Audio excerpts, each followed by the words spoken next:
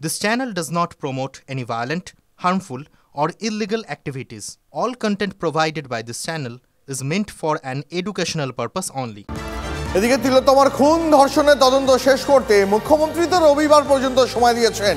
এবার পাল্টা ডেডলাইন বেঁধে দিলেন আন্দোলনকারীরাও। 14ই আগস্টের মধ্যে শেষ করতে হবে তদন্ত। কর্তৃপক্ষের লিখিত ক্ষমা চাওয়া, বিচার বিভাগীয় তদন্ত সহ একাধিক দাবিতে অনড় আন্দোলনকারীরা। আমরা একটা সময়সীমা বেঁধে দিচ্ছি, সেটা হচ্ছে 14ই আগস্ট অবধি আমরা সময় দিচ্ছি। অতি দ্রুততার সাথে যাতে এই ঘটনাটা, বারবার বলছি, এই ঘটনা অস্বাভাবিক ঘটনা নয়, অস্বাভাবিক ঘটনা, তাই এই অতি দ্রুততার প্রয়োজন আছে। তৃতীয়ত হচ্ছে যে return apology from the higher authorities including principal MSBP, HOD of chest medicine, Dean of Students Affairs and Assistant and Super on duty on that day যিনি ছিলেন। রিগার্ডিং রেজিগনেশনের যে পয়েন্ট, সেখানে আমরা এটা পরিষ্কার করছি যে এই ধরনের যারা এই সাথে যারা যুক্ত লোকাল অথরিটি, তারা কোনোভাবেই ভবিষ্যতে কোনো রকম কোনো অ্যাডমিনিস্ট্রেটিভ এবং কোনো রকম অথরাইজড পোস্টে যাতে না থাকে তার ডিমান্ড রাখছি। যে স্বাস্থ্য ভবন থেকে যে নোটিশ বেরিয়েছে সেই নোটিশকে নাল অ্যান্ড ভয়েড ঘোষণা করা হোক, এই দাবিও তার সাথে সাথে রাখছি আমরা। যে কর্মবিরতি যে চলছিল, সেই কর্মবিরতি আমাদের কন্টিনিউ হচ্ছে যতক্ষণ না অবধি ডিমান্ড অ্যাচিভ হচ্ছে।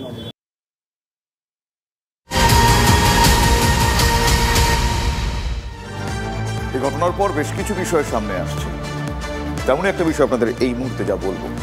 আগে নাইট ডিউটি করলেও সম্প্রতি নাইট ডিউটিতে ভয় পাচ্ছিলেন তিলোত্তমা।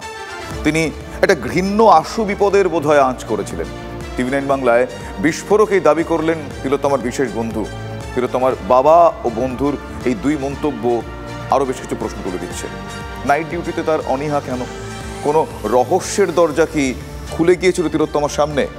তারই কি এই পরিণতি? এই প্রশ্নগুলো উঠছে। তাকে যে সুপারি দেওয়া হয়নি তার কি গ্যারান্টি আছে? আমার মেয়ে চাপে ছিল, প্রেসারে ছিল।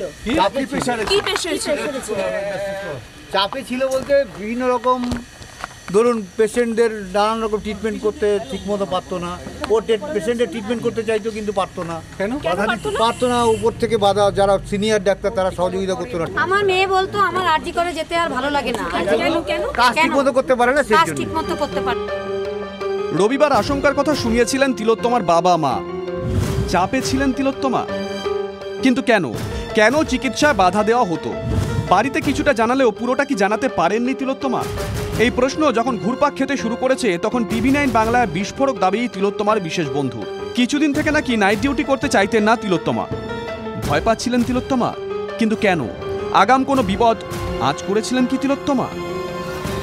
মাঝে মাঝে শুধু বলতো যে আমার নাইটটা করতে ভালো লাগে না, কেমন অসুবিধা হয়। যখন জিজ্ঞাসা করতাম কেন বা কি, তখন কোনো ব্যাখ্যা দেয়নি।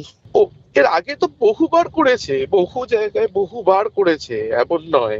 কখনো কখনো বলতো, কখনো কখনো যদি কেউ কখনো জানতে পারে যে মানে এরকম এই ঘৃণ্য আশু বিপদ যদি কেউ সামান্যতম আপনার কোনো কাছের বন্ধুর আপনি যদি অনুমান করতে পারেন, আপনি কি হাত গুটিয়ে বসে থাকবেন? আগে থেকে কিছু আশঙ্কা করেছিল নিশ্চয়ই, বা কিছু হয়তো হতে পারে যে গত কিছু দিনে কিছু ওর সাথে ঘটে থাকতে পারে, সেটাও হতে পারে যে যেটার থেকে ও ভয়টা পেয়েছে।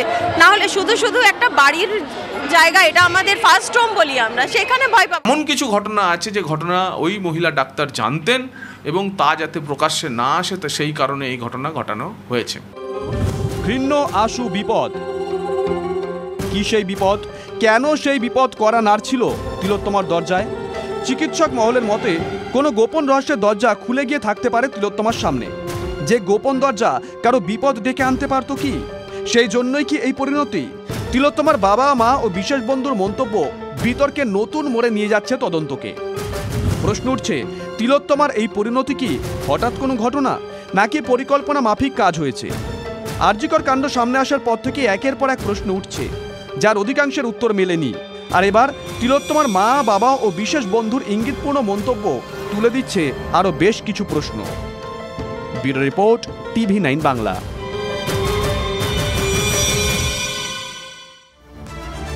নজর রাখবো এই মুহূর্তে আরেকটি গুরুত্বপূর্ণ খবরের দিকে। স্বাধীনতা দিবসের অনুষ্ঠানের পর অলিম্পিক্স থেকে ফেরা ভারতীয় অ্যাথলিটদের সঙ্গে দেখা করবেন প্রধানমন্ত্রী নরেন্দ্র মোদী। আজই দেশে ফিরছেন ভিনেশ ফোগাত। ফোগাতের উপর আবেদন মঞ্জুর হবে কিনা তা স্পষ্ট হবে আজই। রাতেই চূড়ান্ত সিদ্ধান্ত জানাবে অলিম্পিক্স অ্যাসোসিয়েশন।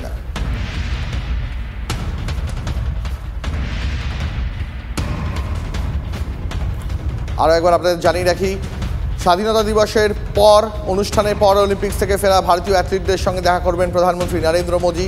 আজই দেশে ফিরছেন ভিনেশ ফোগাত। ফোগাতের উপর আবেদন মঞ্জুর হবে কিনা তা স্পষ্ট হবে আজই। রাতেই চূড়ান্ত সিদ্ধান্ত জানাবে অলিম্পিক অ্যাসোসিয়েশন।